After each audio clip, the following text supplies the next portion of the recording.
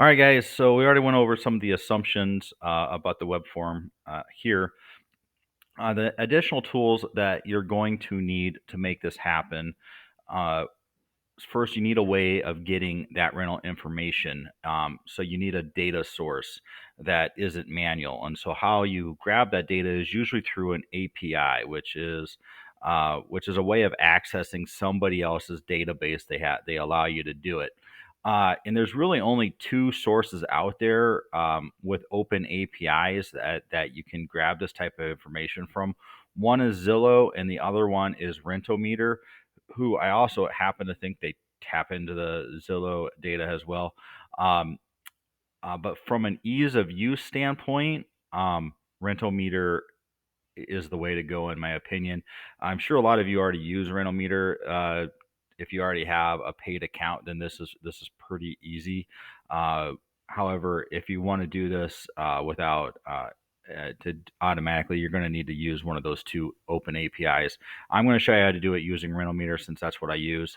Uh, in order to do it with Rental Meter, you're going to need the Pro Standard account, which is $199 a year. That's because it comes with the API credits. So they let you into their back end to run it. What's also really cool, and this is pretty recent, within the last couple months, is they now have an endpoint for the actual report.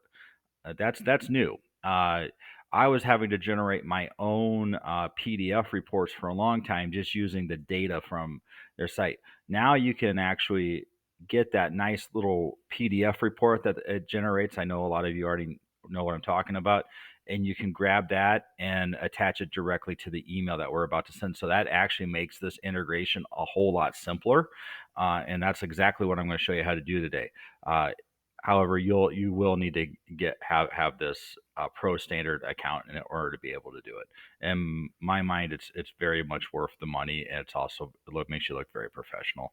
And actually, I happen to use Rental Meter a lot for my conversations with potential clients, because everybody wants to know how much their property can rent for. And if you're not already, I always just tell them this is a shoot from the hip analysis, but it gives a pretty reasonable idea what the market actually is doing.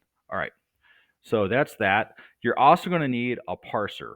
So what a parser does is it takes, or I'm going to say, it takes a, a piece of data and helps you break it apart into chunks. And specifically, what we are using is an email parser. So you can send any email, and if it's always the same formatted email, it becomes very easy to tell it where to find information in email. And since this information is coming from our web form that we talked about, and it's always going to be the same format, we can train the parser to find this information and and pull it out so that we can then tell our automation what information to use and not use. And I'll show you what that means later. I like to use mailparser.io. Zapier also has a email parser that you can use for free as part of your free account with Zapier. And I used that for a long time at first. But what I have found is Mail Parser One, it's much more intuitive on how to train and set it up. And also, it's a lot less glitchy. So I use Mail Parser.io. And you can use it for free for a while.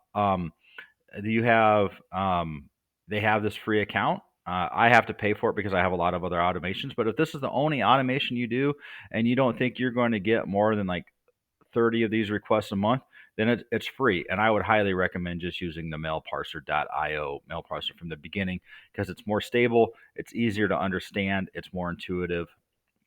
So that's my recommendation for this. And that's how I'm going to show you how to build this. Um, and then the last one, of course, that you're going to need is Zapier.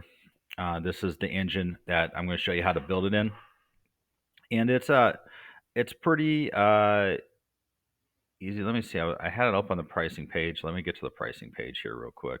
Um, Now I have a fairly advanced plan since I do so much, but um, going to the change plan. Here we go. It should show you the different price. Okay, so there's a free account. Okay, um, and this allows you 100 tasks per month. Now, a task is a single step in each parser. So they can add up pretty quickly. However, if this is the only automation you're doing for a while, and we're going to set up, I think this step is like a 5 or 6 step parser. You don't think there's going to be, you shouldn't have a problem with the free account to get you going. But the more, as soon as you get to like using more than like 5 zaps at a time, you're going to want to up the number of tasks. And it's not super expensive on a per task basis when you start thinking about the amount of time that you're saving in manpower to do this stuff. That's how you have to make that comparison. However, um, start with the free account, and then when you need to add more tasks, then start upgrading at, as you need to. All right, that's that. We will move on to the next step.